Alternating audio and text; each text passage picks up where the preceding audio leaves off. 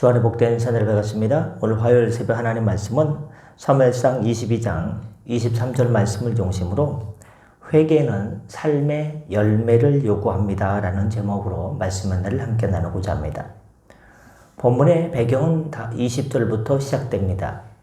아히두베의 아들 아히멜렉, 제사장 아히멜렉의 아들 중 하나가 그 참혹한 현장에서 도망쳤습니다. 그 아히멜렉의 아들 중 한 명의 이름은 아비아달이라는 사람입니다. 그가 도망쳤습니다.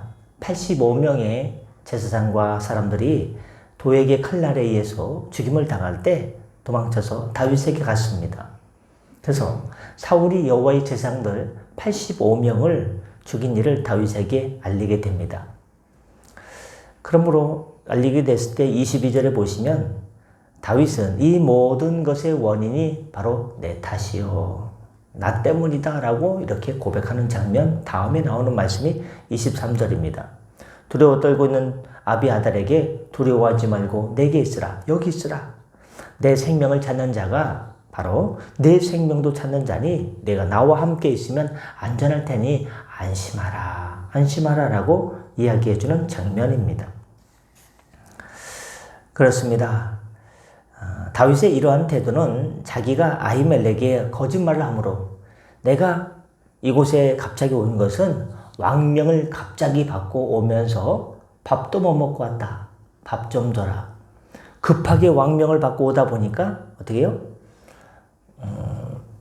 무기도 갖고 오지 못했다. 사람이 그럴 때가 있습니다. 저도 예전에요. 병원 일정이 그냥 이렇게 검진 외래를 받는데 시간이 정해져 있는데 시간이 비었으니까 지금 올 수 있냐는 거예요. 갑자기 갔더니요. 너무 급하게 가다 보니까 안경도 안 쓰고 선글라스 쓰고 갔어요. 보이는 건 보이니까 모자도 안 갖고 가고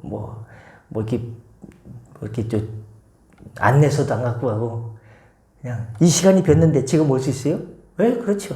급하게 가다 보니까 다 놓고 간 거예요. 핸드폰 하나만 갖고. 그럴 때가 있습니다. 근데 다윗이 내가 그래 급하게 오다 보니까 안 먹고 무기도 챙기지 못하고 갔다. 이렇게 둘러대는 것. 자기가 이렇게 거짓말을 함으로써 제사장 누굽니까? 아히멜렉과 85명이 이렇게 사울의 칼날에 의해서 도에게 이렇게 간교에 의해서 죽게 되었다. 이 모든 일의 불상사는 나다 라고 인정하고 회개한 다음에 그 회개를 삶으로 나타냅니다. 즉 자기가 뿌린 것을 자기가 거두려는 다윗의 모습을 볼 수 있습니다. 만일 아비아달 딱 한 명이 살아가지고 그냥 천신반고 끝에 도망쳐 왔는데 다윗이 그를 모른 채 해버린다면 아니 왜 여기 와가지고 나까지 위험하게 하느냐라고 했더라면 다윗의 회개는 진정한 회개가 될 수 없었을 것입니다. 왜냐하면 회개는 자기가 잘못했음을 인정하고 고백하고 그것뿐만 아니라 우리의 삶의 열매를 요구하기 때문입니다. 회개했는데 어제와 이전과 잘못된 삶을 똑같이 반복해서 하고 있다면 그가 정말로 회개를 한 것일까요? 그렇지 않습니다. 회개했다면 삶이 뭐라도 변해야 됩니다. 여러분 삭개오를 보십시오. 그는 회개한 다음에 누가복음 19장 8절에서 이렇게 고백합니다. 제가요 제 소유의 절반을 뚝 잘라가지고 가난한 자들에게 주겠사오고 만일 제가 누구 것을 토색한 적이 있으면 다른 사람의 것을 빼앗은 적이 있으면 몇 배나 갚는다고 했습니까? 4배로 갚겠습니다 라고 이야기했습니다. 또 베드로를 보십시오. 그는 고난이 들어와서 예수님께서 신문받고 있을 때 그 뜰에서 그 종들과 사람들과 함께 불을 쪼이면서 있을 때 한 여종이 베드로 당신은 예수님과 저 신문받고 있는 예수님과 갈릴리에서 함께 있던 제자가 아니냐? 그와 한 쪽이 아니냐? 라고 했을 때 아닙니다. 같이 잡혀갈까 봐. 난 예수님 몰라요 하다가 세 번째는요.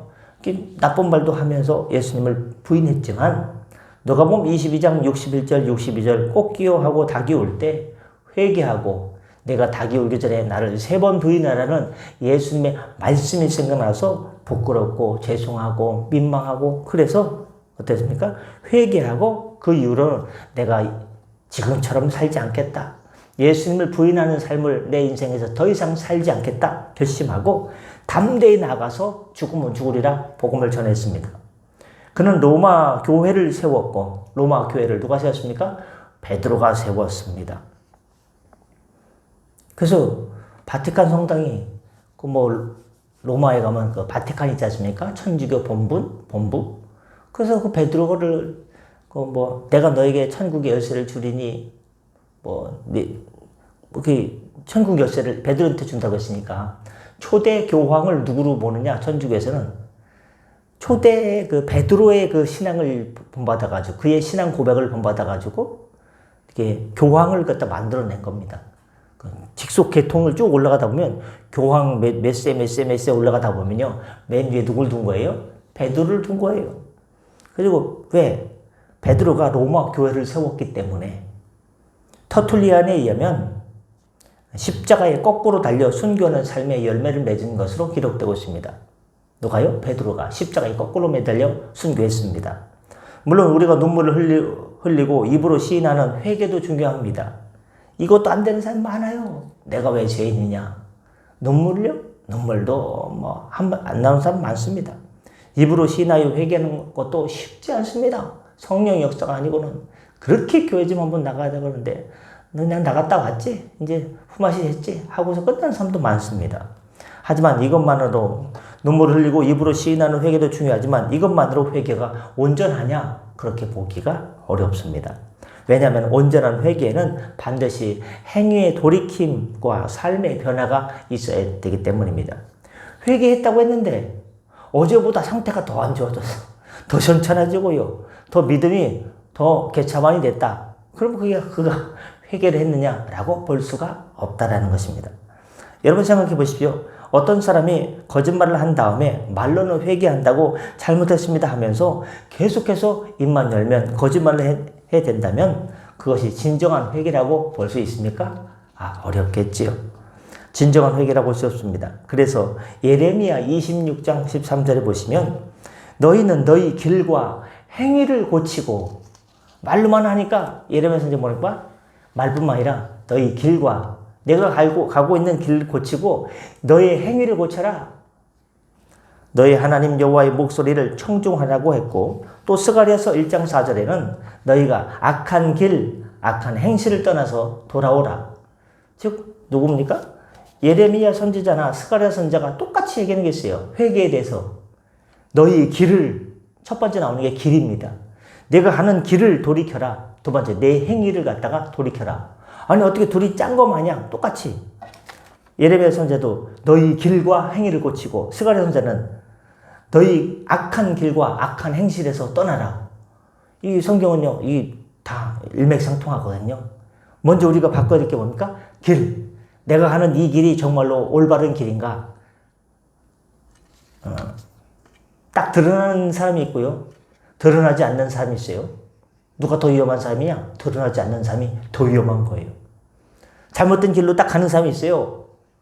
하나님께서 보셔도 사람이 봐도요, 성도가 봐도요, 이건 잘못된 길이군요. 분명하게 차가운 길은요, 내가 잘못됐지 하고 돌아섭니다. 그런데요, 믿는 사람들이 억신 사람이 있어요.